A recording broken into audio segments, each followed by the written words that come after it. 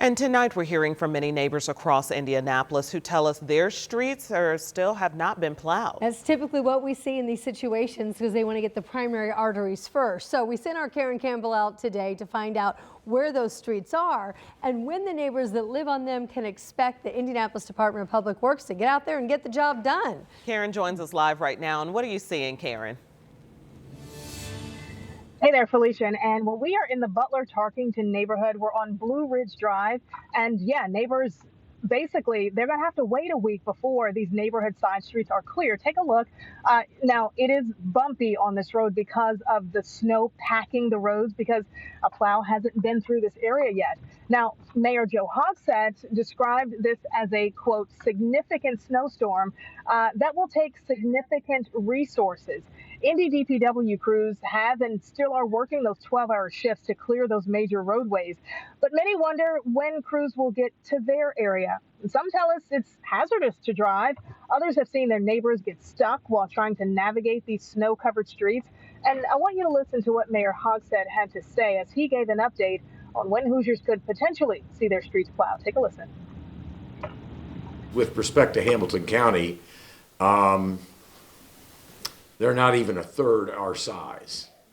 Growing community, but still much smaller, which means fewer roads to care for. And I'm proud, frankly, of the response that the city of Indianapolis has made.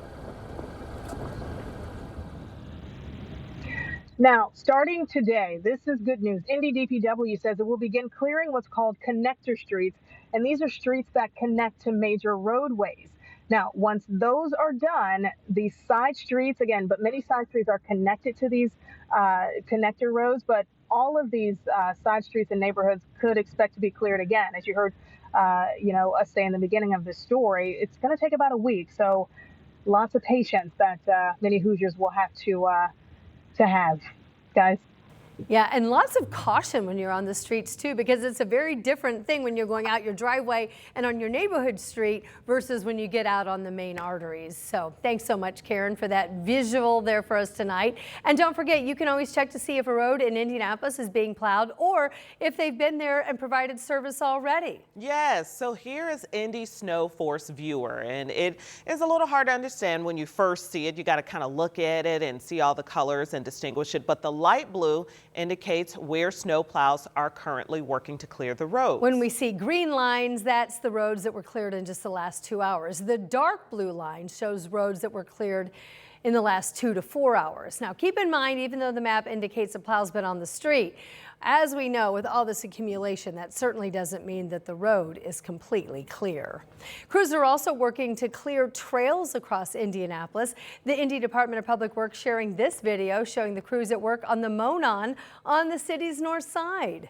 So folks can get out there and get their walks in.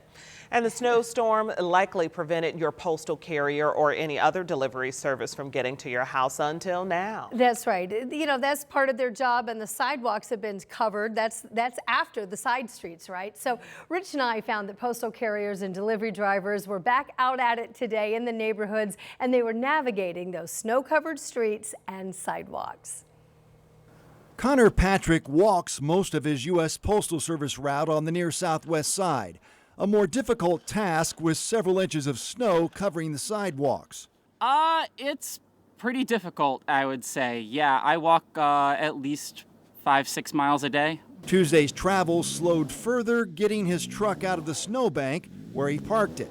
Most difficult obstacles I run into, honestly, it's navigating the roads primarily, navigating other drivers on the roads, accessing mailboxes that are fairly close to the road where the snow has piled up. If your mailbox is on the street, the U.S. Postal Service asks you to clear a path about a car length on the approach and a car length on the exit from your mailbox. When snow is piled in front of the mailbox, the driver may have to get out of the truck to reach the box or spin in and out of snowbanks, delaying deliveries. The U.S. Postal Service asks residents to clear a path to their mailbox on the street or on the porch, including walkways and steps. The Postal Service says safety of employees is the top priority. A statement included, "While weather conditions have created challenges for us, we're delivering as much mail as we can as safely as possible." Other couriers urge customers to use tracking numbers to check on the progress of deliveries and potential weather delays. Amazon said, "The safety of our employees and partners is paramount, and we're staying in contact with them to share updates on the status of our operations and road conditions." In Indianapolis, Rich Nye, 13 News. All right, thanks for taking us there, Rich, and for all our folks out there doing the job, helping us get our packages and our mail. We saw many closings and delays today because of all this snow this morning, and we're still seeing some for after-school activities tonight.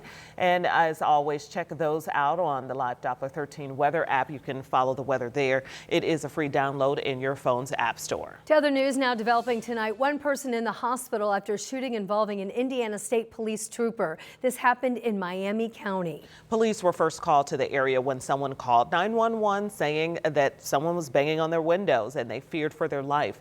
The shooting then happened at a mobile home community on State Road 19 near US 24 on the north side of Peru. State police say that officers shot a person who pointed a gun at them. Police tell us that no officers were hurt in that shooting. Indiana State Police SWAT officers and hostage negotiators then came to the scene and were able to make contact with the two people that were inside the trailer and were able to safely then get them out of it. Troopers made the arrest of one of those people on drug charges that were out of Cass County. Tonight, a former Newcastle police lieutenant is convicted of using excessive force against people in custody, and now he knows the time that he's going to be spending behind bars. A federal judge sentenced Aaron Strong to 151 months in prison. That's a little more than 12 and a half years behind bars.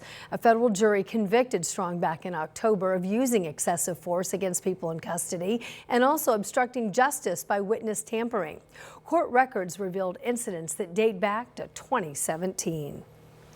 Indy first responders are changing the way they answer mental health calls. This is a new approach that's going to be used whenever mental health professionals are just not available. We know there's a shortage in our community. Tonight, our Marion County reporter Lauren Kostick explains why this new agency is going to respond. When there's a mental health emergency, MCAT and the clinician-led community response teams are the first to respond. But when they're not available, the responsibility currently falls to IMPD, something this new unified approach looks to change, allowing IFD or EMS to take charge. In our emergency services, especially EMS and all of them, is we're in a hurry. You know, what is the emergency? Let's respond quickly. Let's move quickly. This gives us the opportunity, gives our providers the opportunity to slow down, to come up with a plan. Here's how it works. 911 dispatchers ask key questions to prepare first responders. IMPD, IFD, and EMS will then arrive on the scene. If there's an active threat, police will automatically take charge. If not, officers will stand back and allow others to provide care. Right now, all these agencies are training, hoping to implement this new response by the end of the month. In Indianapolis, Lauren Kostick, 13 News. Following each call, the individual or family members will also be connected with local resources such as MCAT or the clinician-led community response team. And tonight, President Biden's administration is investing $150 million in Indigo's Blue Line bus rapid transit project. When combined with the previous $22 million grant, the federal government will pay a little under half the cost of the new line. So last January, we told you about the concerns that some people in the Irvington area had about the Blue Line.